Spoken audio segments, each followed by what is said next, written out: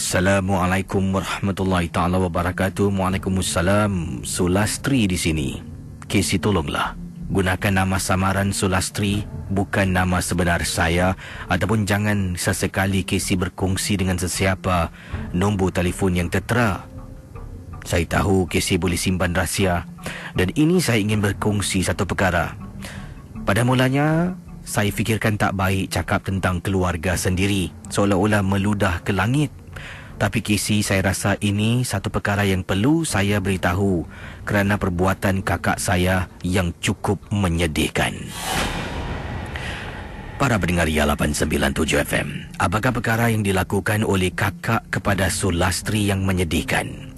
Mengikut kiriman SMS yang beliau kirimkan pada saya, kata beliau kakaknya telah pun melakukan satu perbuatan yang disifatkan sebagai menyihir seorang jejaka, iaitu teman lelakinya. Casey, saya pernah tangkap kakak saya pada satu malam itu melakukan sesuatu kepada gambar teman lelakinya.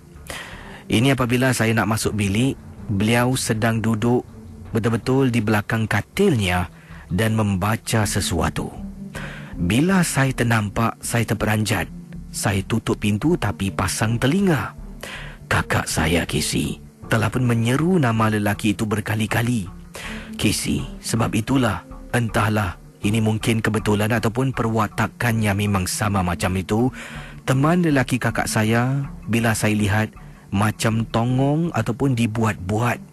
Kadang-kadang sedih apabila setiap kali kakak saya merajuk dan marah pada benda-benda yang tidak menentu, dia hanya tunduk dan memujuk kakak saya, bagaikan seorang lelaki yang tidak ada pendirian dalam hidupnya. Casey, kakak saya dipendekkan cerita pernah mengenakan dia sesuatu. Beberapa kali saya juga pernah lihat apabila masuk dalam bilik untuk ambil baju, kadang-kadang pakaian saya dan kakak dilipat oleh ibu disalah letak. Jadi terpaksa saya periksa almari kakak untuk mencari baju yang saya nak kenakan. Para pendengar Ria 897, kata Sulastri, apabila saya masuk ke dalam bilik kakak saya buka almarinya, terperanjat, ternampak benda-benda yang pelik dan aneh. Antaranya, pernah saya ternampak, Casey, ada botol. Dalam botol itu mengandungi minyak warna kuning. Dalam botol itu selain dari minyak, ada juga kayu, macam akar-akar kayu beserta dengan gambar. Saya tak dapat lihat dengan jelas gambar siapakah yang terletak dalam botol minyak tersebut. Tapi Casey, saya tahu minyak itu mungkin digunakan oleh kakak saya dengan niat tujuan untuk menyihir pasangan lelakinya. Sekarang ini saya tak tahu bagaimana saya nak menegur kakak, sebab takut-takut nanti dia melenting, habis saya pula kena marah, jadi pergaduhan dalam keluarga. Saya pun tak nak beritahu ibu sebab tak nak kecewakan ibu.